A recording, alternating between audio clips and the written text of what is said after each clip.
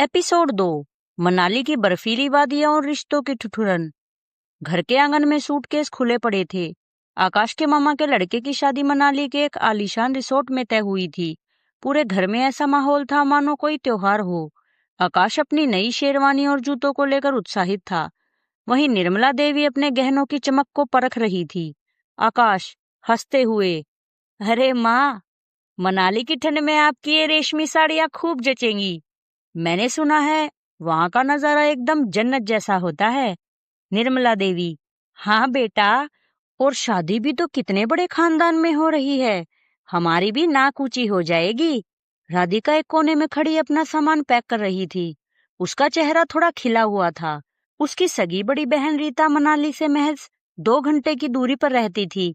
राधिका ने सोचा था कि इस बहाने सालों बाद वह अपनी दीदी के गले लग सकेगी। ट्रेन की खिड़की से बाहर भागते हुए पेड़ों को देखते हुए राधिका ने बड़ी हिम्मत जुटाई। उसने आकाश के हाथ पर अपना हाथ रखा और धीमी आवाज में अपनी इच्छा जाहिर की। राधिका, आकाश, मनाली जा ही रहे हैं तो रीता दीदी का घर वहां से बहुत पास है। मैंने उनसे बात की थी, वह बहुत खुश हो रही थी। क्या हम शादी के अगले दिन एक सुबह के लिए वहां जा सकते हैं? बस 2 घंटे का ही तो रास्ता है। आकाश का खिलखिलाता चेहरा अचानक सख्त हो गया। उसने अपना हाथ झटक दिया और खिड़की की ओर देखने लगा। आकाश रूखेपन से, फिर शुरू हो गई तुम? हम वहां अपने परिवार की शादी में जा रहे हैं, तुम्हारे रिश्तेदारों से मिलने के लिए वक्त निकालने नहीं। क्या तुम्हें तमीज नहीं है कि कब क्या मांगना चाहिए? राधिका, पर आकाश, परिवार तो दीदी भी है। शादी का मुख्य कार्यक्रम तो 2 दिन का ही है, उसके बाद तो हम खाली ही रहेंगे। निर्मला देवी तंज कसते हुए, देखो बहू, हम वहां मेहमान बनकर जा रहे हैं और शरीफ घर के लोग ऐसे बिना बुलाए किसी के घर नहीं धमकते। अपनी बहन से कहना कि कभी खुद यहाँ आए, हमें परेशान न करे। राधिका का मन बुरी तरह टूट गया। उसे समझ नहीं आ रहा था कि जो पति अपनी मौसी और बुआ के लिए पलके बिछाता है, उसे राधिका की बहन परेशानी क्यों लगती है। मनाली पहुंचने पर सब लोग खुश थे। वहां की खूबसूरती ने सबका मन मोह लिया था, सिवाय राधिका के। वह उस होटल के कमरे की बालकनी में खड़ी थी, जहां से पहाड़ों के बीच उसकी दीदी का शहर धुंधला सा दिखाई दे रहा था। मनाली की वो हवाएं जो दूसरों को ताजगी दे रही थी, राधिका के सीने में चुभ रही थी।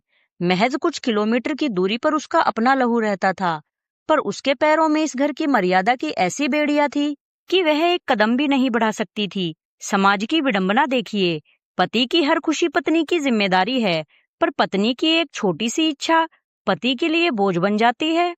तभी राधिका के फोन की घंटी बजी। उसकी दीदी का फोन था। रीता दीदी उत्साह में, अरे राधिका, कहाँ पहुंची? मैंने तुम्हारे लिए और बच्चों के लिए सिड्डू बनाया है। जीजाजी को लेकर कब आ रही है? राधिका का गला भर आया। उसने अपने आंसू पोंछे और आवाज को सामान्य करते हुए झूठ बोला। राधिका, दीदी, वह यहाँ शादी में बहुत काम है। आकाश भी थोड़े व्यस्त हैं।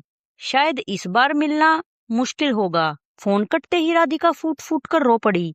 उसने महसूस किया कि वह एक ऐसी सुनहरी जेल में कैद है जहां उसे खाने पीने को तो सब मिलता है, पर उसकी भावनाओं की कोई कीमत नहीं है। शादी के जश्न में आकाश और उसकी माँ नाच गा रहे थे। आकाश अपने मामा के रिश्तेदारों की खातिरदारी में लगा था। राधिका को वहां एक सजावटी वस्तु की तरह खड़ा कर दिया गया था। तभी उसने देखा कि आकाश अपनी मौसी के परिवार से कह रहा था, अरे, आप लोग हमारे घर क्यों नहीं आए? अगली बार बिना बताए आ जाइएगा, अपना ही घर समझिए। यह सुनकर राधिका के दिल पर जैसे किसी ने नमक छिड़क दिया हो। जो घर उसकी बहन के लिए बिना बुलाए न जाने वाला था, वही घर दूसरों के लिए अपना घर बन गया था। एक ही घर के 2 अलग अलग कानून, एक बेटी के लिए, एक बहू के लिए। राधिका ने अपमान का यह घूंट तो पी लिया, पर नीति ने उसके लिए कुछ और ही सोच रखा था। जल्द ही एक ऐसी खबर आने वाली थी जो इस घर के दोहरे चरित्र को नंगा करने वाली थी। क्या होगा जब पासा पलटेगा, जानिए अगले भाग में। आज का सवाल, क्या आपको भी लगता है कि दूरियां रास्तों से नहीं, दिलों के भेदभाव से बढ़ती है? कमेंट बॉक्स में जरूर बताइए।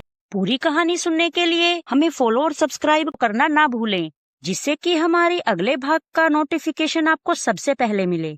और हमारी वीडियो को लाइक और शेयर जरूर करें। धन्यवाद।